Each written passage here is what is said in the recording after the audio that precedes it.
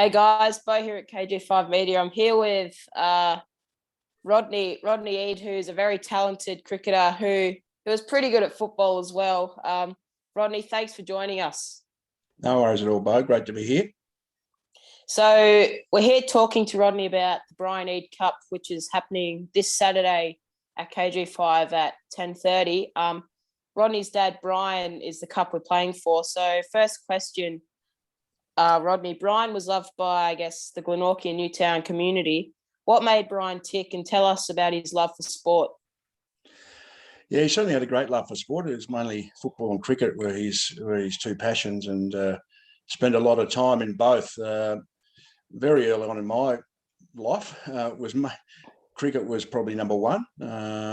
He used to coach football in the amateurs, and then went into obviously the TFL, Glenorchy, whatever, after his playing career. But really, cricket was his big passion, and played in, I think, 7 premierships in 9 years at Newtown, and it's where I first started as a kid as well. With my brother Greg, we used to follow religiously every weekend and go and watch them play. And then I started my career there as Greg did.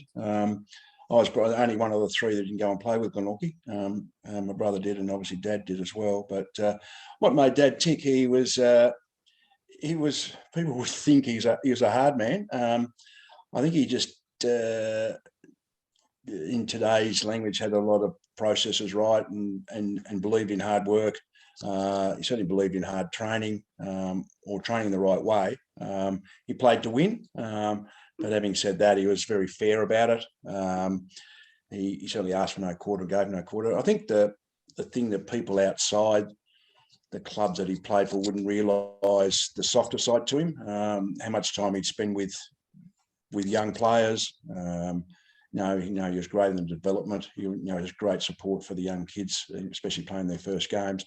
And the thing I didn't really realise, I knew he was very, very generous in his not only time, but generous with giving gear away to young players, especially ones who are on hard times. And I knew a little bit about Newtown, and I heard about it at Glenorchy, but I'm still hearing about it today. One guy that I'd never even ever met, who played with Glenorchy, said that Dad gave him some pads and a bat when he was a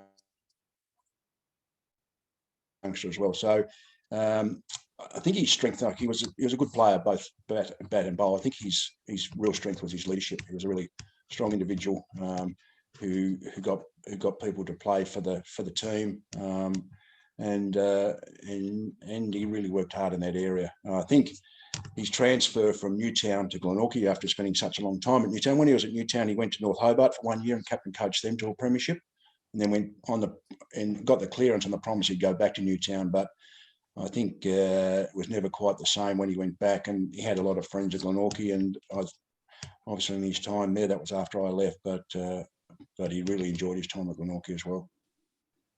So I guess you spoke about your memories. I guess that's the question. So what are some of your memories playing at Newtown and down here in Hobart?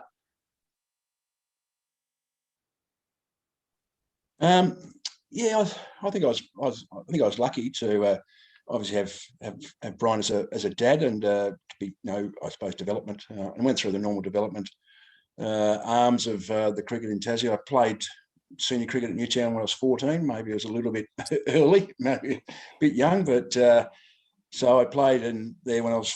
So it was my first year playing at Newtown. I played in 3rd grade for the first 6 or 7 games, and then went straight to A grade and played there till I left to go and play football in Melbourne. So I played with Dad. Then I played with my brother as well before I left. So and my brother Greg, he got, I think, a 7-fer in his first game as a 15-year-old when he played for Newtown. So my memories are very fond memories of Newtown. The people I played with, the guys I played with, there were some terrific players. And they're the Doreen brothers, and guys like Roger Woolley was at Newtown in my first game. So I played with Roger for a few years as well. But I really enjoyed my time at Newtown, and so I've certainly got positive memories. So you spoke about your brother Greg and your dad. I'm guessing backyard cricket was really interesting. Do you want to tell us a little bit about each cricketer, I guess, their strengths? Yeah, they're very competitive. especially my brother and I would play test matches in the backyard, and if either one of us lost, we'd spit the dummy and throw the ball at the other one, or knock the wickets over, or whatever the case may be. And when Dad would play, we certainly took great delight in getting him out or whacking him for six. Then eventually, that you knew if we're having too much of a good time with him, he'd put the clamps on us a bit and make sure we got out. But they were very competitive games, but thoroughly enjoyable. It's the same as football as well. So towards the end of the time, Dad was getting a bit lame with his legs and whatever, but we'd certainly take advantage if we could. But they were good. They were good times. So our president, Tony Wade, this might stretch your memory a little bit, but do you remember playing against Glenorchy or South Hobart? I'm not exactly sure which team, but do you remember Tony, our president, getting you out at all? I played with Tony in the Southern Colts and played against him. It would have been South Hobart. I can't remember getting out to Tony, but I must say I've been out to a lot worse bowlers than Tony Wade, so it wouldn't surprise me at all that Tony got me out, and he bowled his little medium wobblers. So I probably tried to hit him over the top and probably took him for granted. But he's a good fella, Tony, so I certainly wish him all the best.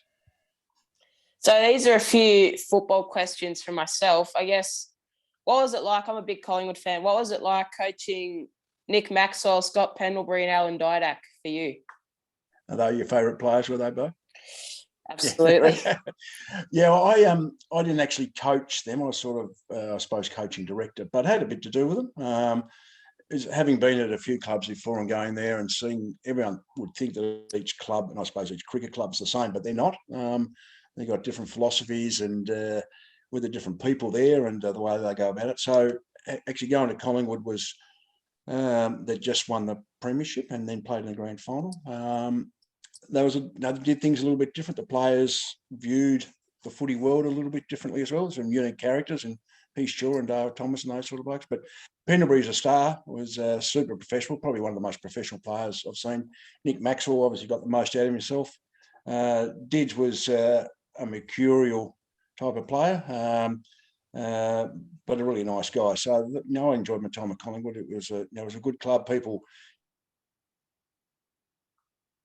you either hate them or obviously love them, but I think they do things pretty well.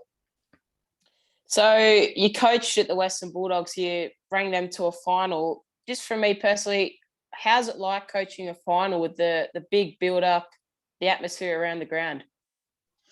Yeah, I suppose I was lucky as a player to be involved in quite a few finals and grand finals. So I just saw my role really to try and take the pressure off the players and get them to enjoy it as much as they could. And so, coach the Swans to obviously finals and a grand final, then the Bulldogs to preliminary finals. They're a good group, the Doggies players. They're probably as close to them as any club that I've been. So it's been unfortunate we couldn't go a step further, at least. But really, as a coach, you've got to take the view that's not about you. It's about the players. It's about what they would be thinking. Where when you're a player, you can just concentrate on yourself. Where as a coach, you really sort of thinking about the 22 and obviously staff as well, and try and ease that pressure off them. So, guys, that wraps up our interview here with Rodney Eade. Rodney, I'd really like to thank you for taking your time out of the day to talk to us about your dad, about some football questions. So, guys, get down to the game at KG5 on Saturday at 10:30. You'll not want to miss it. Thanks, Rodney. Thanks very much, Beau, and certainly like to wish Glenorchy all the best in their 90th year. Had some great battles against them, and certainly respect them as a cricket club, and certainly all the best to Newtown as well as my home club. And thanks very much, and a big cheerio to Tony Wade, and hopefully he can live on that wicket for the rest of his life. Thanks, Rodney. It's been a pleasure. Hey guys.